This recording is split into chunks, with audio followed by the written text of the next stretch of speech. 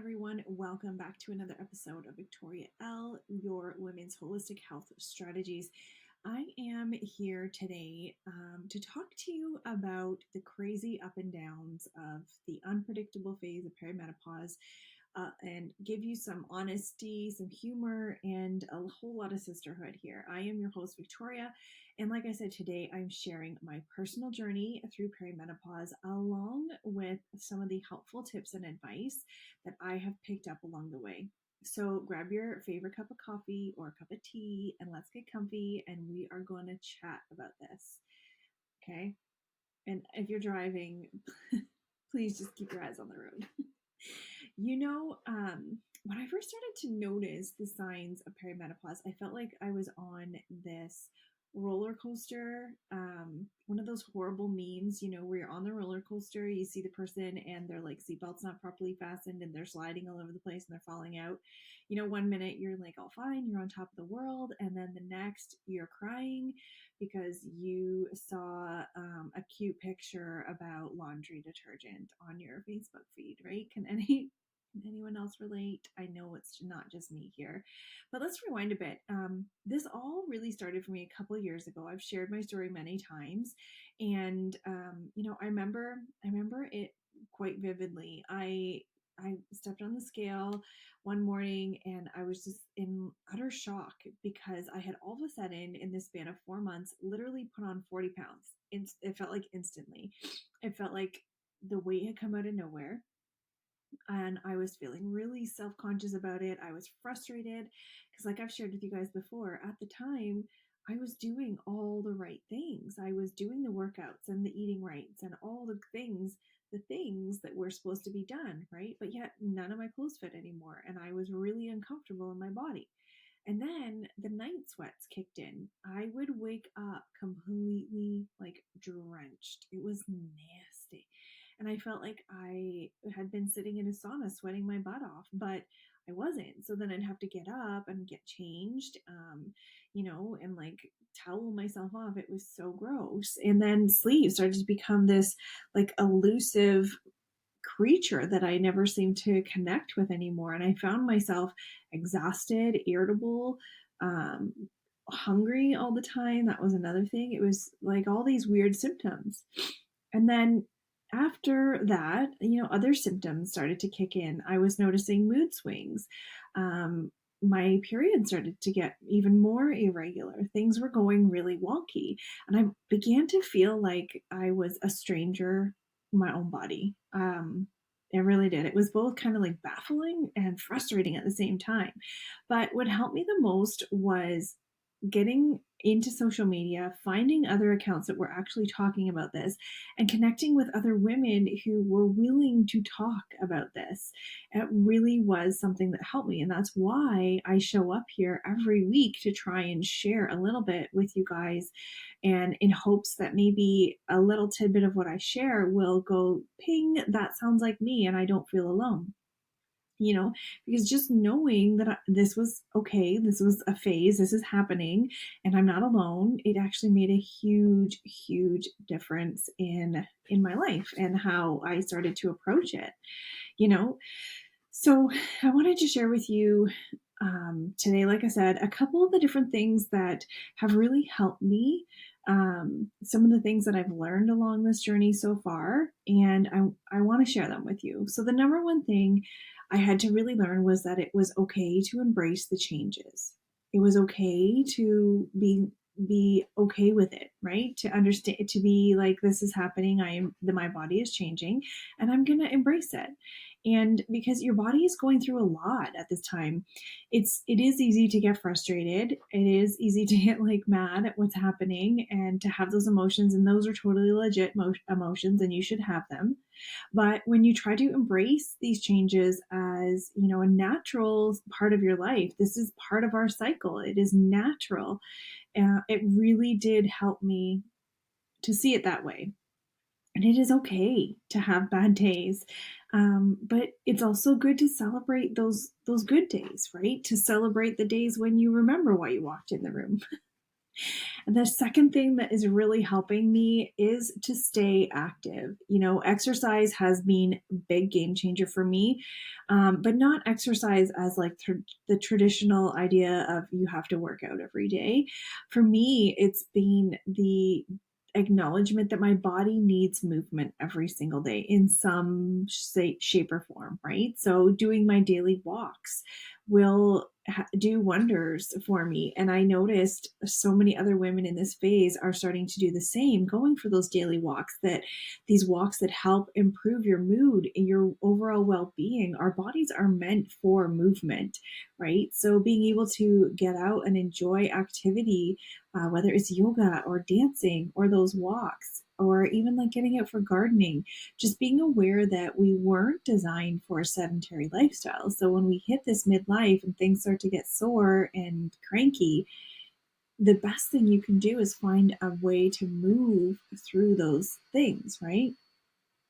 And the third thing that, oh my gosh, I feel like such an old person some days, but prioritizing sleep.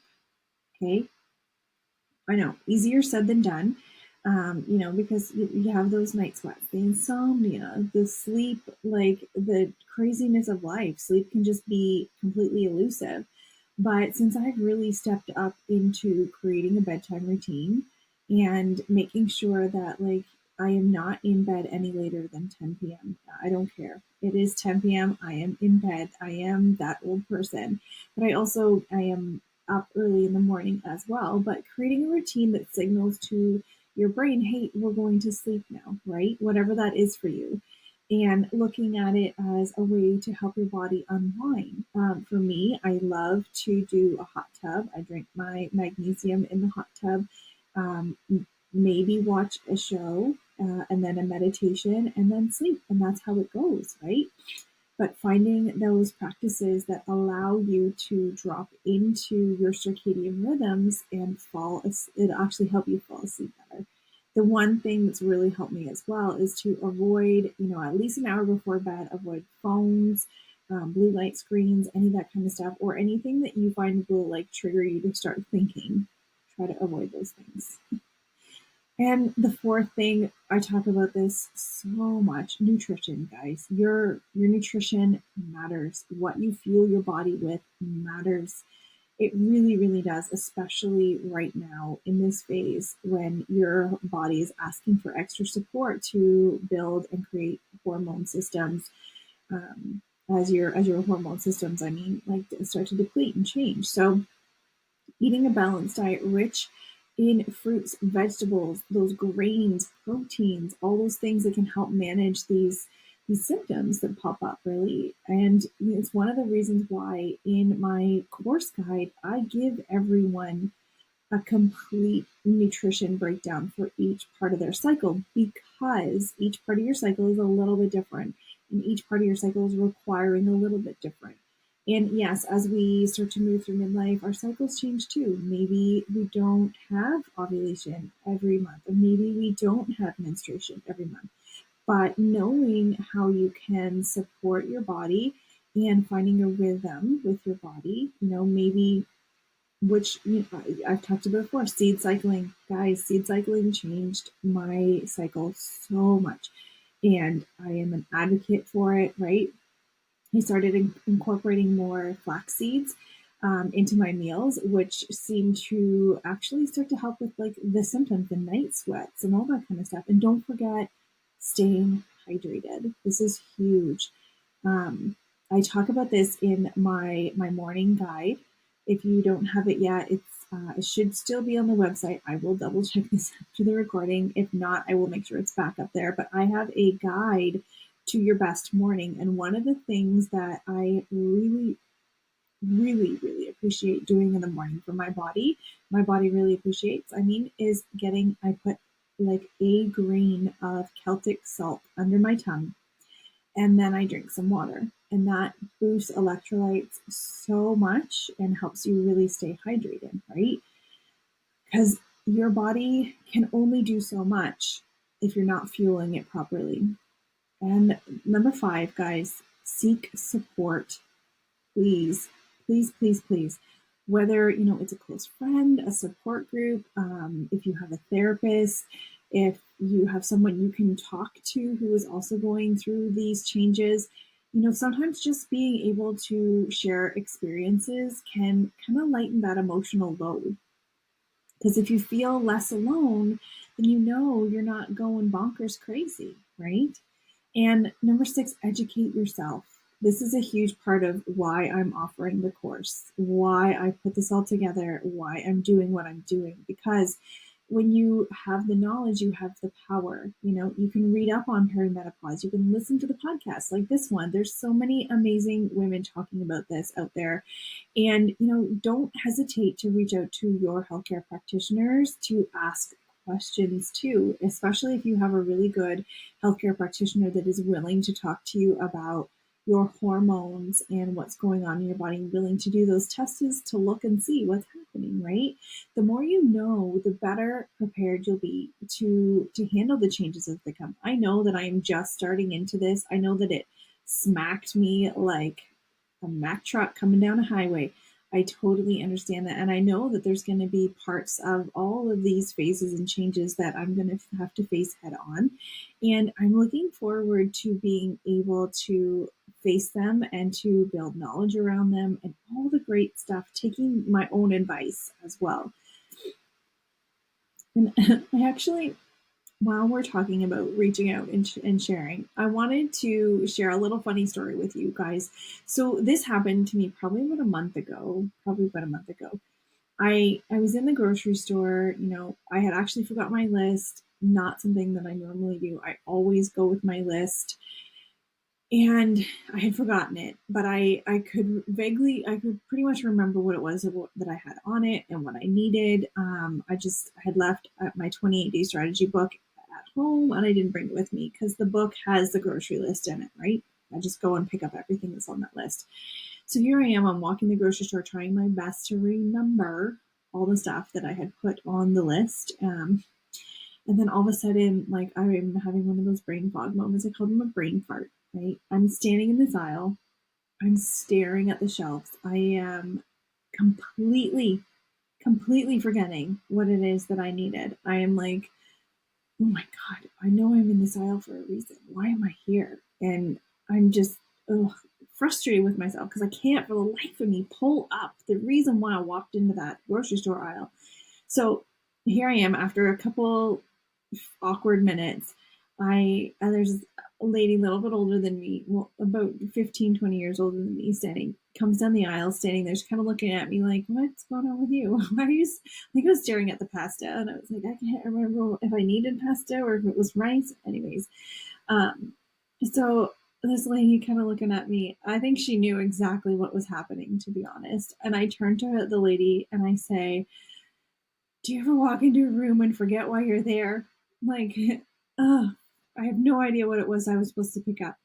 And she starts laughing. And all she said was, welcome to the club, honey. And, and honestly, it was such a relief in that moment to know that, like, I'm not alone, because maybe she had just done the same thing over in the cheese aisle, right? Like, who knows? But it was so nice to know that I wasn't alone, that other women are been there, done that, and that it's okay. Like I said, it's okay to embrace that brain fog is a part of it. It happens. It's what's a part, like, and so what do I need to do to support my body? Why am I having brain fog? That's where my researchy brain goes, right? But anyways, so before we wrap up here, I want to remind you that perimenopause is a phase, right? It doesn't define you. You are not alone. This is something that all women are going to face at some point in another, right? And we're all in this together. We get to learn together, we get to grow together, and we get to support each other. And I really do feel that. That's why I'm here every week recording and sharing with you, horror stories about what it is that I'm going through. So I thank you so, so much for tuning in to today's episode. And remember, if you enjoy these episodes, please subscribe, please leave reviews, and make sure to share it with your friends, because remember, the more we share, the less alone other people can feel. And if you have a funny story or, tips or tricks of your own that have really helped you, I would love to hear them. You can reach out to me on social media or via my website, and the information's in the show notes. You know how to grab it. And just let's talk, let's share, right? So until next time, keep smiling, try to stay positive as you can about all these things that are happening. And remember that we've got this and we're all in on this together. So thank you so much, guys. We will see you next week.